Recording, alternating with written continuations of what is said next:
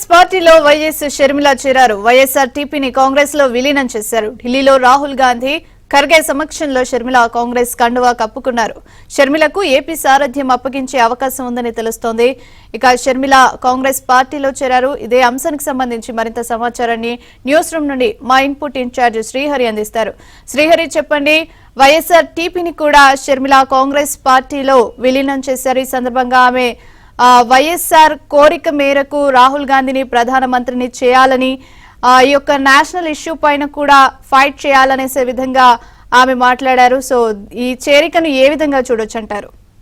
ప్రియాంక, వైఎస్ఆర్టీపీని కాంగ్రెస్ పార్టీలో షర్మిల విలీనం చేశారు. ఇవాళ ఢిల్లీ వేదికగా ఏఐసిసి కార్యాలయంలో కాంగ్రెస్ కండువాను వైఎస్ షర్మిల కప్పుకోవడం జరిగింది. సో గతంలో భారత్ జోడో యాత్ర ద్వారా కాంగ్రెస్ పార్టీని పటిష్టం చేయడమే కాకుండా దేశంలో ఒక సమగ్రతను కావచ్చు, ప్రజల అంశాల కోసం రాహుల్ గాంధీ చేసినటువంటి పోరాటానికి ప్రజలతో పాటు తాను కూడా ఇంప్రెస్ అయ్యాను. సో కాంగ్రెస్ పార్టీకి సంబంధించిన విషయంలో తమ తండ్రి కళ రాహుల్ గాంధీ ప్రధానమంత్రి కావాలి అనేది. సో అందులో భాగంగానే కాంగ్రెస్ పార్టీతో కలిసి పనిచేయాలనేటువంటి నిర్ణయానికి వచ్చిన తర్వాత కాంగ్రెస్ పార్టీలో చేరుతున్నట్లుగా వైఎస్ షర్మిల స్పష్టం చేశారు. వైఎస్ షర్మిలతో పాటుగా వైఎస్ఆర్టీపీకి సంబంధించినటువంటి కొంతమంది నేతలకు కూడా ఏఐసిసి కార్యాలయంలో కాంగ్రెస్ పార్టీ కండువాలు కప్పినటువంటి పరిస్థితి. సో గత కొద్ది రోజుల నుంచి వైఎస్ షర్మిల సంబంధించినటువంటి అంశం చర్చ సాగుతూనే ఉంది.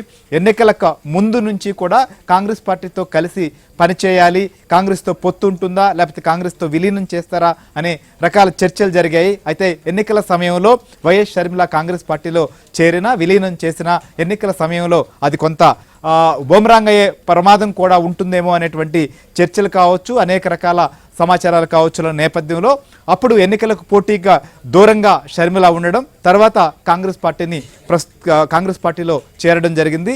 తెలుగు రాష్ట్రాల్లో వైఎస్ షర్మిల కాంగ్రెస్ పార్టీలో చేరే అంశం చాలా రాజకీయ ఆసక్తిని పెంచుతోంది. ప్రధానంగా ఆంధ్రప్రదేశ్ రాజకీయాల్లో షర్మిల పాత్ర సంబంధించే ప్రస్తుతం ప్రధానమైనటువంటి ఆసక్తి నెలకొంది. అందులో భాగంగానే షర్మిల ఇవాళ చేసినటువంటి కామెంట్ కూడా చాలా కీలకం.